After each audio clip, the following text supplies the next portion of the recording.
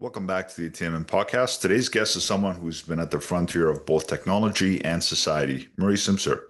He's the founder and CEO of CITIZN, an AI company behind DemocracyGPT and HumanityGPT, building what he calls societal networks that reimagine the relationship between people, democracy, and capitalism. Murray's a Silicon Valley veteran, a two-time public company CEO, and a former worldwide director at Microsoft, where his work helped commercialize software used by billions. He's also a best-selling author, columnist, and thought leader at the intersection of technology, democracy, and economics, someone who spent his entire career helping shape how innovation serves society. In this episode, we dive into his ideas on AI, capitalism, governance, and how technology is transforming human agency itself. Enjoy. The owner of a corporation has different incentives, and AI is never going to be able to represent your best interests. So I think that's where the human comes in, is who is the owner of the share. That's where the creativity will lie. Everything else is superfluous to the operation of that company. Arguably, even other executives that are officers. Yeah, I actually did a post about this in that, there's chief revenue officer at some companies, and that guy's job is, it's very data analytical, CRM stuff. Yeah. So there's RevOps. Once AI, like in a couple of years, AI will be good enough to do all that on its own.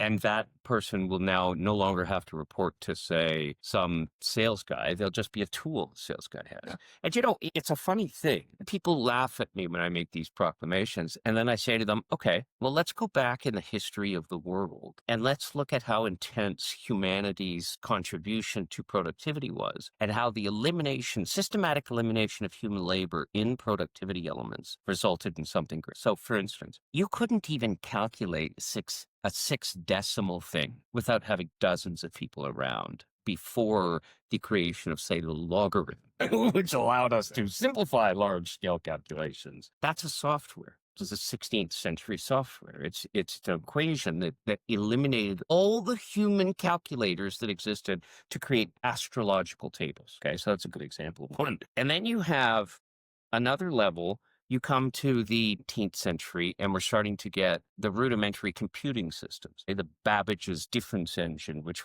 allowed you to do very serious calculations that would have taken thousands of people. And the modern equivalent of that was Alan Turing's machine during World War II that famously was able to crack a solution that would have taken 20 million years for dozens of people to accomplish. And then, again, that became these computers. How many people would it have required to handle the amount of information that this supercomputer, which, by the way, runs at a speed of 4 gigahertz and carries through it a quantity of information that is so significant that all of humanity hadn't produced that much information up to 1990. So yeah. I feel that every time we invent something that eliminates farmers or, back the word in Star Trek lore, I'm not sure this is true in real life. The famous statement in Star Trek was sabotage comes from the word sabot. Okay. And sabot was the shoes that the people on the farms used. They didn't like mills because the mills took away their job of crushing the stuff. So they threw their wooden clogs into the mills to sabotage the windmills that were doing the crushing and taking away the jobs.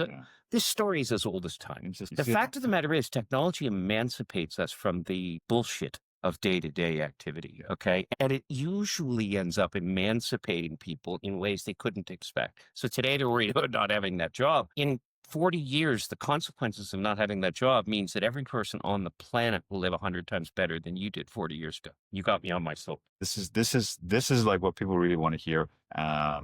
They want to hear an analysis of this situation from someone who's, seen the trends over time, right? Since the dot-com era, like you. I found it interesting. You said that you compared equations back in the 16th century to software. When you think about it, that is actually what it is. It is. It's by definition the way it's written software. Only the medium has changed. Yeah. So we talk about software today as something that is relatively new, but the very first anything machine was a loom.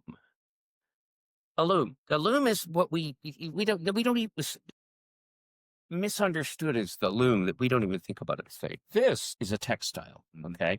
The shirts we have, the pants we wear, the underwear, the undershirts, the clothes, all of that stuff relies on these big rolls of textiles. Now, we think the roll of textiles, the sort of original equipment, but it's not. That textile has to be made. And these machines that tie together lots of thread, this is made of thread. This nylon thread, in this case, cotton thread, all of that had to be put together by a machine. And the first industrial revolution application software, if you think about it, was to make textile of different quality and variety and shapes and color, and even printing on the textile. How'd they do that? They created a punch card system, and the software was loaded onto the textile loom that made a fabric, and it would take days for this fabric to be made. But could you imagine? You couldn't even do that because it separated the textile machine, the loom, from the information that it's the first time that it set the information from the machine. And it was reprogrammable because you could put a different punch card in and get a different textile out.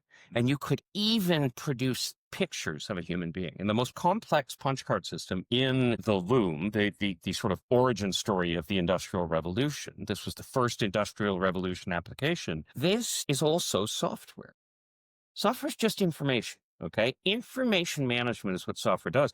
But the reason we call it software is because we had computers that were hard. And then all of a sudden we had disks that were soft, magnetic tapes and diskettes when we were kids and all that stuff. And then we called it software. Microsoft and all these different companies that called themselves that in the 80s and the 70s, which was the first generation of sort of electronic computing. And the second generation was the internet. And now the third generation, here we are again, we're creating what you would sort of call semantic software, that's software of software. And AI is a really good example of that. There's no thinking in AI. It's just very complex systems that are able to do complex things that look difficult to human beings. And I repeat, how is that any different than in the early 17th century, late 16th century, where the ability to calculate big numbers without having to do the individual arithmetic, okay, of every little down to all of these decimal places. How is it that we were able to achieve that? Well, the answer was somebody came up with a system that did it more efficiently. And software in the modern sense on these phones, like apps or the operating system, or even the firmware inside of the chips, is built on top of a history of information management systems that are no different. This is just the latest: mobile devices, AI, and computer silicon chips. But in Alan Turing's day, you had the same thing, processing information in a way that nobody could imagine. Everybody thought Alan Turing was some kind of a magician that could read the ether and crazy gods were talking to. But no, he made an electronic machine that could obviate certain calculations because he knew that those weren't important. And by separating important from unimportant, he was able to solve the problem in minutes rather than okay. The same with the loom. How long would it take, say, textiles, which were principally made, say, in India back then, to have been made? A single roll of textile that you see at, say, one of these craft stores or something.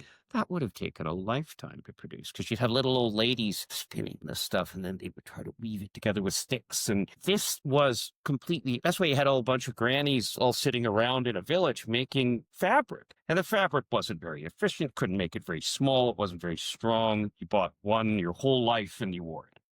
The loom that had the printing ability on it could spin any type of stuff. It was done automatically and it was powered by steam. And so, well, in some cases it was hand cranked, but ultimately it ended up being powered by steam wheels. So you didn't have to have people doing this business. But today's the same. We got rid of the people in the farms and replaced it with agricultural equipment. We got rid of people in mills and replaced it with automated milling machines like the windmills in the Netherlands. We got rid of scribes because we had the printing press that came along. All of these things allow more and more information to enter society. So the benefit of AI is that more information can be handled. An unlimited amount of information actually can be handled by each individual. Unlimited. So we've now achieved unlimited access to information for every human being. This was not the case even 5 years ago. The internet's Google search did not allow you to synthesize and understand. It only allowed you to find. Okay, it was like the ultimate librarian hanging out, go over there, the book's over there. AI, on the other hand, does a synthesis and now can explain. I get it. Somebody who has say a labor job in a factory, why would they want this to happen and replace their job? Well, the answer is this levels the playing field for them. Why do they have to have an MBA or all the rest of it when you have that? So that means that Mr. No Education, Mr. Nobody, Mrs. My people I come from, they now have a level shot at competing with anybody else. And all they need is creativity. Creativity and hard work. That's it. If you can have creativity and hard work now, you can be Bill Gates. It doesn't matter. And it's even easier because of AI, the presence of these powerful supercomputers. I don't think people understand just how much power is in your pocket. The shittiest cell phone on Earth makes you more powerful today than Carl Sagan in 1970, the smartest man on the planet. Okay. So just to put it into perspective, Carl Sagan was a brilliant person. He was highly educated. He understood physics and mathematics and astronomy and all of this great cosmology and all the great stuff. And he had to work 10 or 15 or 20 years to gain access to being able to even comprehend what was going on. Now, instead of having to be a genius to figure out how to build, say, the Kepler telescope or the James Webb telescope, which is the one now that's beating Hubble, which was the last one, you don't need that now. Anybody could sit down and ask that AI, what's the next frontier and how do I build it? And the only question is, do you have the parts to go out and build it? You don't need to understand anymore. All you need is the ability to get up in the morning, think creativity, have some ambition, and then suffer a bit. Okay, how hard has it been for you to build a business? Me, everybody. Everybody loves the success, but they don't realize the intensity of what that commitment is. And this will not change those variables. Intensity is not going to change because you have Jarvis. If you're an idiot, Jarvis is going to spit out garbage. If you're creative and interesting, it's going to help you achieve and create. And I would argue that that's the vision, the positive pro-social vision that's coming out of AI.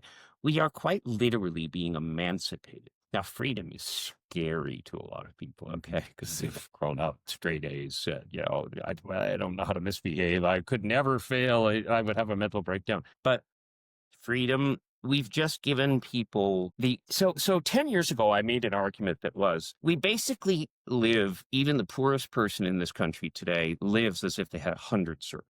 Okay, that's the energy required for you to live the life you live here in Canada. Okay. King Henry VIII did not possess such power. The poorest Canadian has more power on all levels of all strata than the kings of just 500 years ago. I'd say that's not a bad trade-off. Oh, and we live 3 times as long as they did. Oh, and we eradicated all of poverty. Yeah. So poor today is actually aristocracy in the old days. Yeah. Yeah. It's amazing. Capitalism.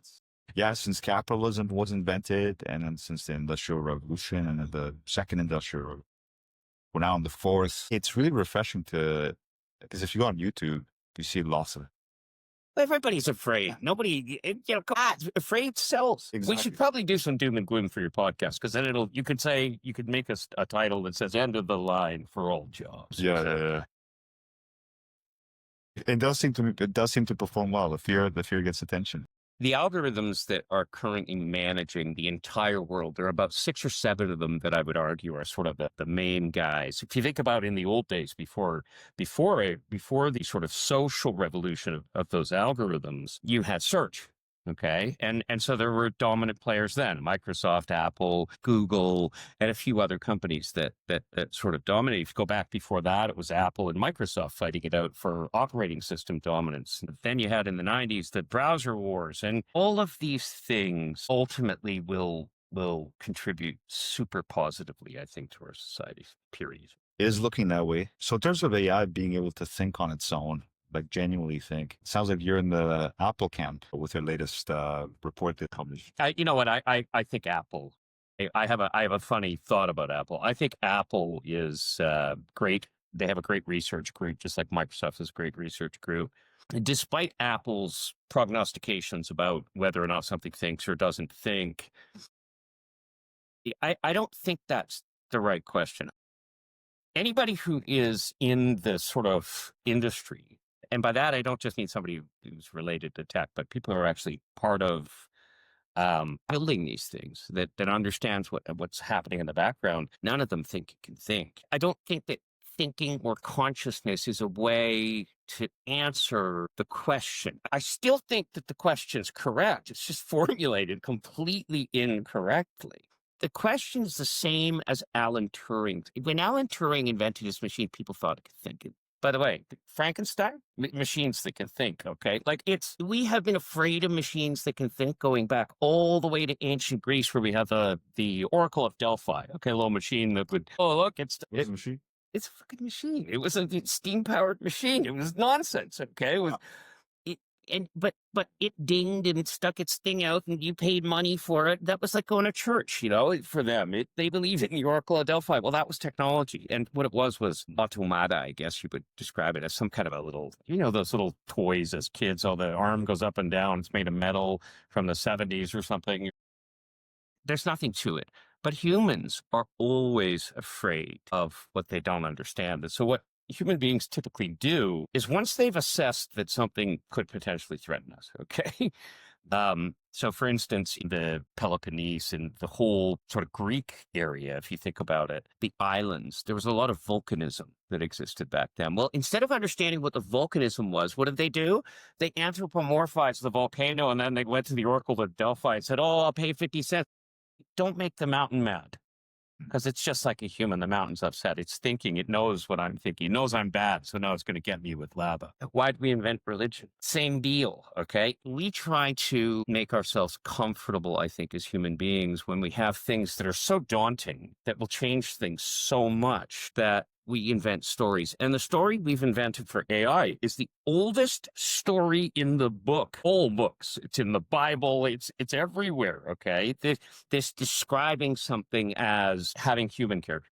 Okay, the aliens are coming down. What do they look like? They have eyes, a head, face, two legs. They stand up and walk and talk. Oh, no, they don't talk. They ESP, okay? Yeah.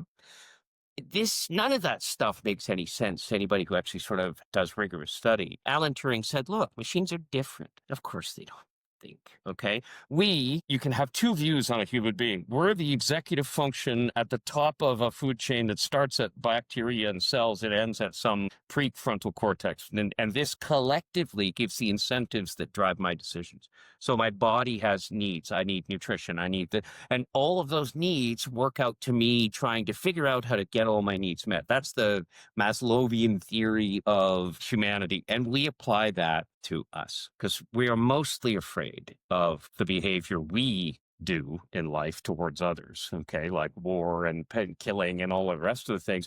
Look at our movies, Independence Day. What are they doing to us? Exactly what we're doing to animals, okay? It's us trying to come to terms with our own human fears. So if it doesn't think, what does it do and how should we reformulate the question for it to make some sense? Meaning, and I don't mean make sense, my idea is better than your idea, but how do we turn it into a productive thought rather than a fear-based thought? And here's the answer. Machines are different. Now, a machine that can do what you call thinking, but really for us, it's just agency. Okay. We code agency into the system. What is agency? Agency is the ability to make decisions on your own. Now, once you say decision, people are like, the mind is involved in this exercise. But is it? It's just a decision. When this shows you blue instead of red and it presents it on the screen, is that thinking or a decision? It's basically a if. So it's not thinking. But those decisions can nevertheless have very serious consequences. So let me give you an example. Let's say you coded, and this is the ultimate fear of everybody, especially now that war is here. What if I created a robot whose job it was to go kill the enemy? Now, if you really stop and think about that, I take a Tesla robot that looks and acts like a human. Mm-hmm. I command it through code to go and kill my opponent. Is it thinking? And most humans would be like, I don't get it. And they would freak out that that was the case because it's the ultimate fear. You actually have a device that looks like a human, can act more malevolently than a human, has the weaponry on its person. Sorry, I even just anthropomorphized it. Has the weapons on its device and can choose to use that weapon against a human being. Now, And the ultimate fear is you're standing in the middle of a forest and one of those shows up and there's nobody that can say stop to it because you're not authorized. You die. That's the future we're all afraid of. Now, I don't care if it thinks or it doesn't think. I don't want nuclear weaponry or nuclear fissile material being driven around in a car without people protecting it. That's a good example of how we manage risk in our society. The people who can program and code anything to do what I just described, whether it's a physical robot or just a worm that I send out on the internet, these can be weapons, and they can have very serious consequences for humanity, for society, and for property. Not to mention the environment if it's now tied to something like more than, say, a gun. What if it's an AI managing a nuclear plant? And then all of a sudden it says, I'm going to make it go critical, okay? And it doesn't have to be that it was us that coded that. It could be somebody who hacks into it and recodes it, okay? The number of scenarios that we're going to face in the next little while that we have never considered before are really, really big questions to answer. And I'll just be clear on this point. Today, if you're the nuclear scientist in question, there are sanctions that can be placed on you. Okay, you could be arrested, you could be charged, you could be fined, you could be whatever that is. Does an AI care about sanctions? No. No. It can kill without remorse. And because it does not have remorse or what I'll call a vested interest that is significant enough to keep it behaving like a father and a mother have the best interest of their child, okay? If you cannot rise to that level where you can control, and there are always going to be exceptions, okay? We cannot control everything, but we can control most of it. If we cannot think about how to implement controls on that stuff, we will find ourselves implementing controls on the backside of a disaster, okay? And I think we're going to have to do that anyway, because I think that agentic physical robots or agentic code that exists just in the cloud realm, I think it's going to create conditions that we just can't anticipate, scenarios that are not predictable. And the best example I can give you is aircraft over the last 100 years, okay? How are aircrafts safer today than almost any other form of transportation? Well, the answer is we've had 100 years to make all the mistakes. And let me tell you how many people died because of those mistakes. Every airplane that crashes is an error that could have been controlled all the way back to the beginning. Had we been able to anticipate, well, guess what? We weren't able.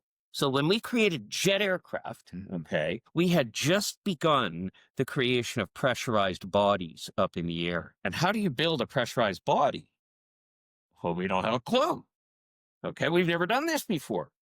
Look, okay, let's just make it strong enough so it doesn't explode. Well, okay, up and down, that's pressure cycles on the pressure body or in the plane, and it blows up. Didn't anticipate that. There's no human at Avro when they were producing the Comet that could anticipate that somehow they had built a system that would fail eventually. Remember, we couldn't do microscopic analysis of metals. We couldn't see little fatigue. We didn't know how much pressure. We couldn't look down to the level that we needed at the time. And the technology was far more advanced than our ability to analyze it. Sound familiar? We have 100 years of people that are going to die because of AI, and that is unavoidable. But I want to say something about it. It's also not something we should shy away from, okay? We need this technology, and the benefits that it will bring far outweigh its risks. If you were Orville and Wilbur Wright, would you tell people not to try to invent airplanes because you're afraid? Because right now, by the way, we are roughly at the Orville and Wilbur Wright stage of AI. There were lots of people playing with airplanes for 20, 30 years before Orville and Wilbur Wright, okay? There were, all over the world, they were making things fly. Orville and Wilbur Wright were one of many people that in that sort of period created planes that could fly. They were all crap, okay? And when I say crap, I mean, by today's standards, you would not get in them because there's a certainty of death that is like greater than 90%, okay? Because there's no control. You could fly the Orville and Wilbur Wright airplane inside of a 747. The whole flight they took can be flown inside of a 747. Now, that's the stage of AI today. Everybody has an AI. Marketing companies, Blaze AI, Canva, they're all baking into their systems, artificial intelligence. Marketing is, you would think of it as a comparatively benign environment for AI. Can't hurt people, right? Whoa, well, guess what? The manipulation of people's brains, it turns out, is the thing that's going to do the most harm. And so you would think it would be the guns and the shoot 'em up robot. No. I was going to ask you, how are all these people going to die? And this is it. Today, you're sort of seeing the answer to that question play out in real time. Why is the world going to war? I mean, right across the planet, okay? The social media algorithms are not themselves nefarious. Facebook has every good intention to create despite what you hear on TV and the whistleblowing lady and all this stuff, I have no doubt at some point, for instance, she said this is probably going to cause some damage down the road, mental health issues like that. And I have no doubt that Facebook said, yeah, but you can't prove that. And so we're just going to set it aside. Like I would have done what Facebook did, just for clarity. I don't support what she said. Okay. Do you know how many people inside of Microsoft come and complain all day long that the software of Microsoft's going to wreck that? And the answer is it's a huge number. Okay. Zuckerberg did not treat her poorly. That's, in my estimation, she's a martyr. She's got a cause and all of these sort of things. And I just don't agree with the assessments that the algorithms were designed to harm people. And, it's this, some marketing manager somewhere said this and it was on an email and therefore that's proof, that the company was misbehaving. Well, the legal person is not a marketing manager. If the legal person is a corporation, it's officers, directors, and all the processes and everything that works up to it. Now, having said that, do the algorithms cause harm? Well, let's talk about the number one vector for spies. It's no longer 007 in the gun or some dude hiding behind something. All they do now is park their rear ends, create fake accounts, and publish stuff that is, and I'll describe it in simple terms, that is related specifically to hot issues. And what they do is they don't try to change your mind. They just try to behavior modify you in one direction or the other by a few points. And then the next day they do the next one, the next one. By the time you know it, you're over here thinking that, the West is the worst place that's ever existed. Capitalism needs to be replaced with communism. Up is down, black is white, girls are boys. I mean, all this stuff, they sort of, what I call the cuckoo, the crazy making that you see in reels and in shorts and in just regular videos on YouTube or posts, they're increasingly extreme to the point that foreign wars are now playing out on our streets here in Toronto, where actors, like 50 people, are now attacking each other on Toronto streets. Yeah. In Canada, the safest, wealthiest place in the history of the world. Okay, let's be crystal clear on this point. When I say people are going to die, that's what I'm talking about. And if that's happening here in Toronto and in Canada, the safest, calmest, most peaceful ever, what do you think it's doing in the Middle East or in India or in Pakistan or in Bangladesh or in China or in Russia or in Europe? The world has become a tinderbox. And tinderboxes are dangerous because emotions prevail during tinderbox times. Okay, there is no rational argument that I could make online when I speak to, and I do it. You see me fighting with people online all the time. But I'm never the guy saying you're an idiot or you're I'm racist, you're a whatever that is. I'm the guy saying this is irrational, what you're saying. What you should be thinking is this. And then the trolls come in, these guys that I'm telling you about, you're da. And they go through the list, right? But then they find out I rank all of them on the victimhood scale. And then I smack them with the club and they have to run away. But not everybody's so lucky. So let's say somebody like me loses their investor because I said something online or loses a job. How many if you took 1,000 of those people, how many does it take before somebody gets a gun and goes and shoots somebody? This stuff is so predictable that you can make mathematical models out of it and say, this is the increase in the number of deaths that were unnecessary over a period of time and relate them directly back to social media. Is anybody working on this problem? Because, I told you I used to work at a company that predicted the impact of AI in the workforce at the scale, jobs level. But what about this stuff? Who's working on this problem? By and large, I would say everybody is, because I think it's now, I think over the last 10 years, it's finally surfaced. It's finally become less of a nerd's technology and more of a regular technology. So social media and its algorithms and AI and its vagaries, okay, the sort of potential that these two engines give you. And when you combine them, think about a marketer, what they can do when you combine social media and AI. Like, you can supercharge a brand, you can sell stuff at a rate that is just crazy making, and you could do it instantaneously, okay? Yep. How's that different if you're not selling jeans, you're selling guns, or you're trying to foment civil war in a country? I would argue that a lot of what's happening in the United States today has nothing to do with Americans. And nothing. It has to do with foreign fake accounts generating content a la marketing, meaning they're trying to place, it's all about price promotion, place product. All the things that you do in marketing that's a software, if you think about it, can be used for good and for bad. Goebbels, the Nazi, was the pro marketer. He was the dude that invented all of this crazy making stuff. He's a pro at propagandist technology. Propaganda is a software. Propaganda is the nefarious version of selling a bottle of water. Instead, you're selling, go kill that type of a person or that color or that, race or whatever it is. If Goebbels and Hitler were alive today, I haven't any doubt they would have won. And the reason is this is not protected. It adds steroids to whatever people are doing. And that is the issue that I think we today face. So when you combine the fact that every human being is now connected to every other human being, what you now have is a global society without the infrastructure to govern it, which is sort of my end of the world. Okay, as I'm working on that part of things, how do you make a governable cyber structure that is global and is not just related to a country? Okay, country governments are becoming anathema to most of the real problems we have in this world. And I don't mean countries go away.